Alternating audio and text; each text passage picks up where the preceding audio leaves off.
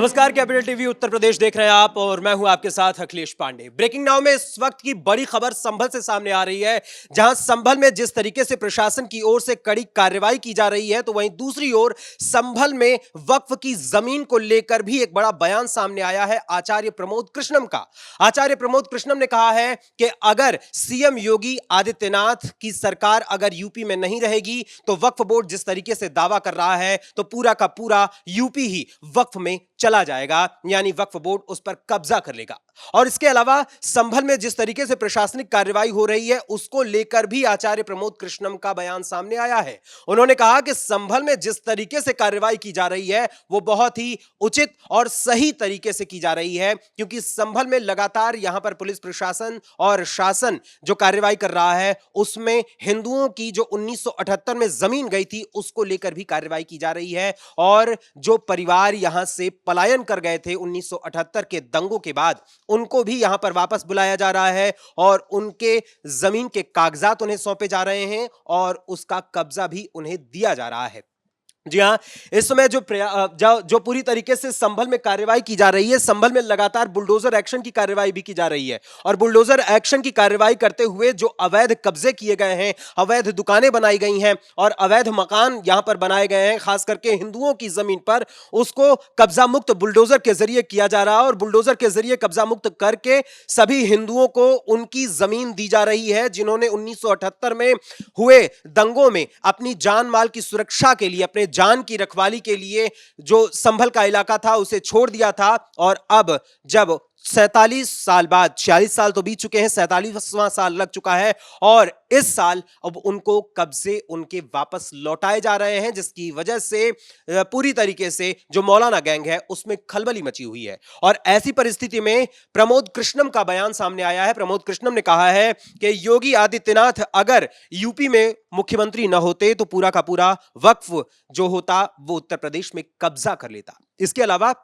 उन्होंने संभल प्रशासन की तारीफ तो की है, लेकिन समाजवादी पार्टी के ऊपर एक आरोप भी लगाया है। उन्होंने कहा कि समाजवादी पार्टी के सपा सांसद यानी कि जियाउर रहमान बर्क जो है उनके ऊपर बिजली चोरी का आरोप लगा है और बिजली चोरी के आरोप के साथ साथ ये जो चोरी का आरोप है ये कोई नया आरोप नहीं है सपा सांसद के ऊपर, बल्कि समाजवादी पार्टी के ऊपर इससे पहले भी और भी कई बार आरोप लग चुके हैं चोरी के। उन्होंने टोटी चोरी का भी आरोप लगाया और टोटी चोरी के आरोप के बारे में कहा कि समाजवादी पार्टी के ऊपर टोटी चोरी का भी आरोप लग चुका है, भैंस चोरी का ही आरोप लग चुका है और अब बिजली चोरी का आरोप लगा है। और इसके लिए 1,91,00,000 रुपए का सपा सांसद जियाउर रहमान बर्क के ऊपर जुर्माना ठोका गया था और सपा सांसद जियाउर रहमान बर्क तब से मुश्किलों में घिरे हुए हैं और उनके ऊपर संभल में जो हिंसा हुई 24 नवंबर को उससे जुड़ी एक एफआईआर भी दर्ज की गई थी और उसके साथ ही एक और एफआईआर बिजली चोरी के मामले में दर्ज की गई थी। और सपा सांसद जियाउर रहमान बर्क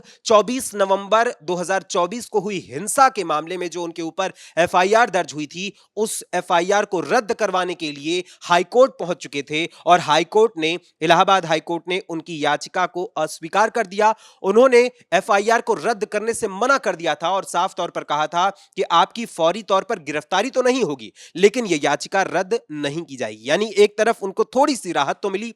लेकिन दूसरी तरफ उनकी राहत को पूरी लंबे समय तक के लिए जारी नहीं रखा गया और पुलिस को भी यह आदेश दिया गया कि इनको, यानी सपा सांसद जियाउर रहमान बर्क को, जब भी आवश्यकता होगी तो संभल हिंसा मामले से जुड़ी जांच पड़ताल के लिए, उसकी पूछताछ के लिए उन्हें बुलाया जाएगा। अब ऐसे में समाजवादी पार्टी की ओर से यह आरोप लगाया जा रहा था कि जब संभल में सपा सांसद जियाउर रहमान बर्क 24 नवंबर को हुई हिंसा में शामिल ही नहीं थे, वहां संभल में मौजूद ही नहीं थे, तो ऐसी परिस्थिति में पुलिस भला किस आधार पर उनके ऊपर एफआईआर दर्ज कर रही है। और इसको लेकर अखिलेश यादव ने भी आरोप लगाया था कि भाजपा सरकार, सीएम योगी की सरकार उनको जानबूझकर घेर रही है। लेकिन अगर यहां पर देखें तो मॉडस ऑपरेंडी, यानी कि जब यहां पर यह घटना घटी 24 नवंबर को, उससे ठीक एक दिन पहले सपा सांसद जियाउर रहमान बर्क बेंगलुरु गए हुए थे और उन्होंने एक ट्वीट भी किया था कि जैसे ही मुझे इस घटना की जानकारी मिली मैं वापस आ रहा हूं संभल। लेकिन 30 दिसंबर तक वो संभल में पैर तक रखने के लिए तैयार नहीं हुए।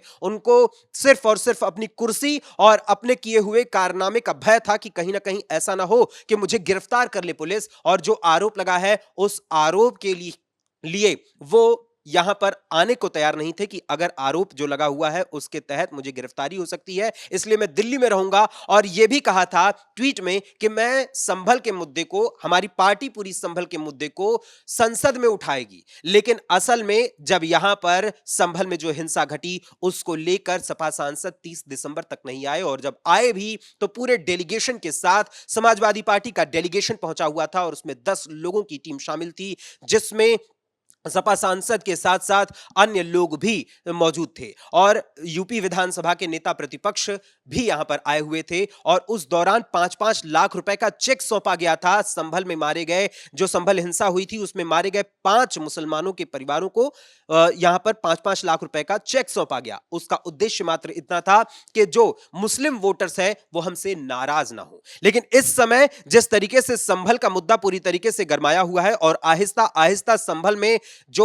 प्रशासनिक स्तर पे यहां पर जांच की जा रही है और 68 तीर्थों और 19 कुओं का जीर्णोद्धार कराया जा रहा है, और उसके अलावा जो बावली खुदी है उस बावली के दूसरे हिस्से तक भी अब पुनः प्रशासन पहुंच चुका है और वहां भी खुदाई जारी हो चुकी है। और अब ऐसे में आचार्य प्रमोद कृष्णम का यह बयान साफ तौर पर जाहिर करता है कि सपा कितनी मुश्किलों में घिर चुकी है, खास करके संभल के मुद्दे को लेकर,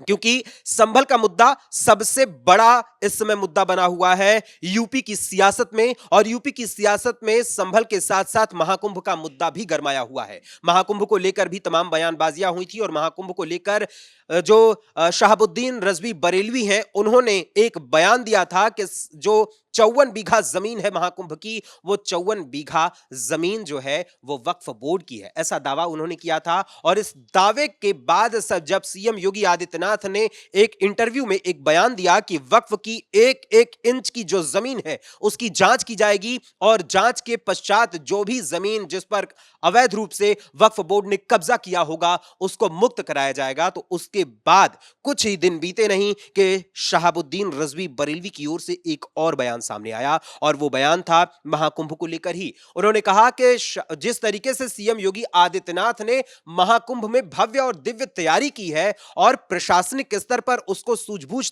तरीके से तैयार किया है, वो वाकई काबिले तारीफ है। यानी उनका बयान पल भर में बदल गया और उनके मन में भी यह खौफ उठने लगा कि कहीं ऐसा ना हो कि जिस तरीके से मैंने एक शगुफा फेंका है महाकुंभ को लेकर, 54 बीघा जमीन को लेकर, वक्फ बोर्ड को लेकर, उस तरीके से मैं लाइमलाइट में तो आ गया लेकिन कहीं ये पासा मेरे ऊपर ही उल्टा ना पड़ जाए। इसलिए शहाबुद्दीन रजवी बरेलवी ने अपने बयान को बदल लिया और सीएम योगी की तारीफ करने लगे।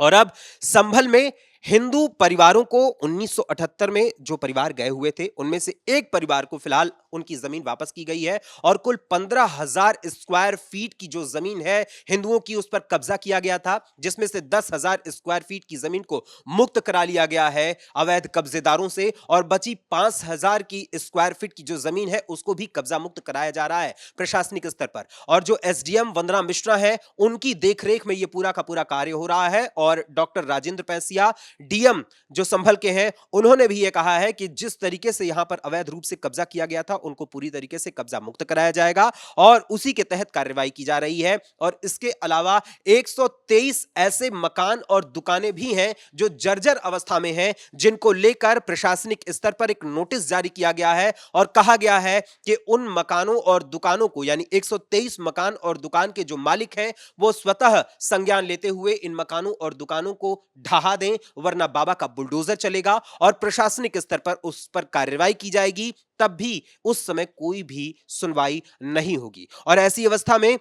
जो यहां पर जर्जर मकान भी बनाए गए हैं उनको लेकर लोगों की जान माल को खतरा बताया जा रहा है, इसी वजह से यह कार्रवाई की जा रही है और लगातार संभल में वहां पर कार्रवाई की जा रही है। और एक और मुद्दा है जिसको सबसे ज्यादा हिंदू पक्ष इस समय उठा रहा है और वो है श्री राम जी की मूर्ति का मुद्दा। श्री राम जी की मूर्ति जो वहां पर बनाई गई है वो लगभग तैयार हो चुकी है, उसके अलावा अशोक वाटिका भी बनाई गई है, हनुमान जी की मूर्ति भी है और गरुण देव की मूर्ति भी यहां पर बनाई गई है, जिसका शीघ्र अतिशीघ्र सीएम योगी आदित्यनाथ द्वारा उद्घाटन होने का अनुमान लगाया जा रहा है। और इसको लेकर संभल के लोगों ने सीएम योगी आदित्यनाथ को एक खत भी लिखा है जिस पर जवाब आने के पश्चात तय होगा कि आखिर श्री राम जी की जो मूर्ति बनाई गई है तकरीबन 52 फीट की, उसका उद्घाटन सीएम योगी आदित्यनाथ के करकमलों द्वारा कब और कैसे होगा, इसको लेकर भव्यता के साथ तैयारी की जा रही है और संभल मुद्दे को पूरी तरीके से प्रशासनिक स्तर पर भी ध्यान दिया जा रहा है, क्योंकि जब 16 दिसंबर को सीएम योगी आदित्यनाथ ने